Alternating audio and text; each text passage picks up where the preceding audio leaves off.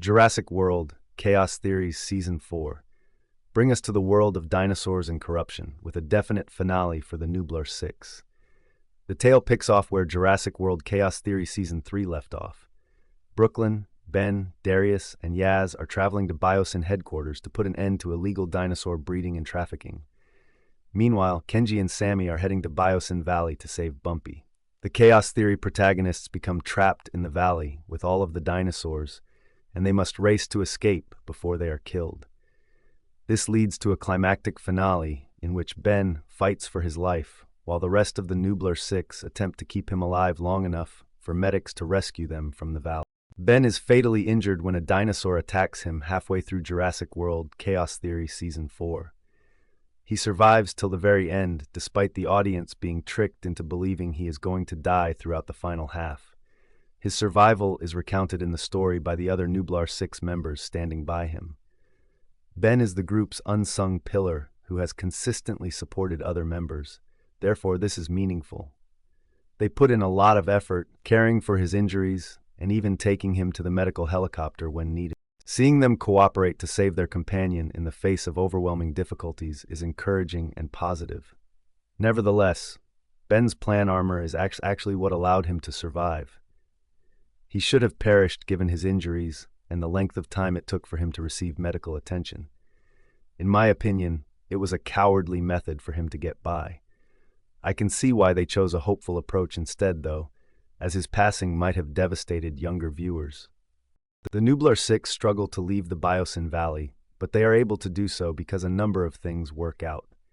In order to bring Ben, Brooklyn, Darius, and Yaz across the valley largely unharmed, Dr. Wu first gives them the automobile.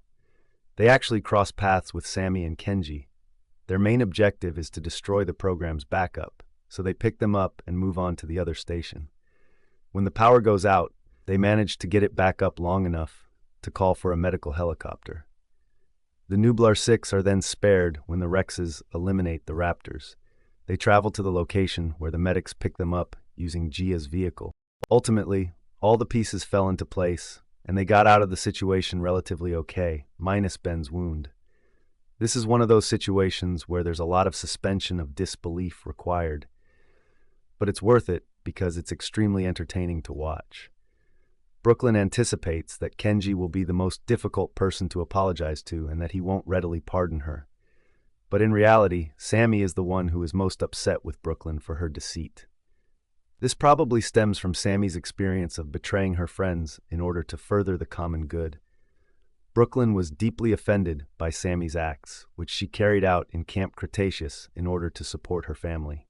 In essence, Brooklyn betrayed the Nublar 6 for the benefit of society.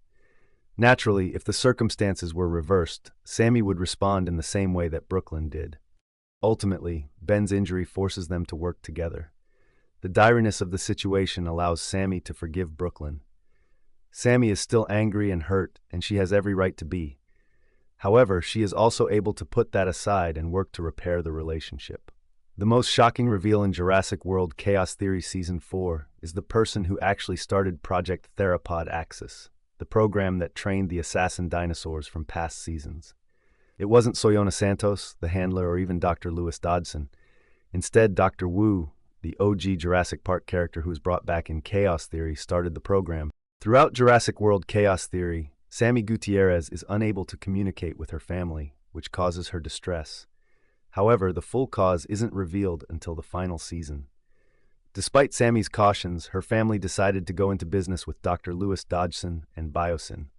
They desired to develop genetically engineered crops on their farm, and he was the means to that aim. Sammy knew Biosyn was bad news, but they refused to listen.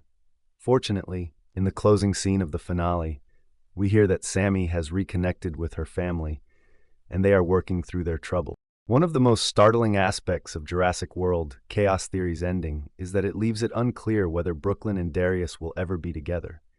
These two are the largest ships since Camp Cretaceous, and their will-they-won't-they dynamic has only grown stronger in Chaos Theory. Unfortunately, they don't provide a clear answer about their relationship. Toward the end of the season, Darius admits that he loves her, but not as much as Yaz and Sammy do. However, he does not feel this way about anyone else. It's a little ambiguous, and fans are reading the relationship in many ways. The most straightforward interpretation of Jurassic World Chaos Theory's ending is that friendship is the key to everything. This is the message they hammered home with every narrative decision, and it is the most likely takeaway from the ending for the children in the audience. However, a more mature interpretation of Jurassic World Chaos Theory's ending is that we will only escape the horrible things if we band together. Thank you for watching. Please subscribe.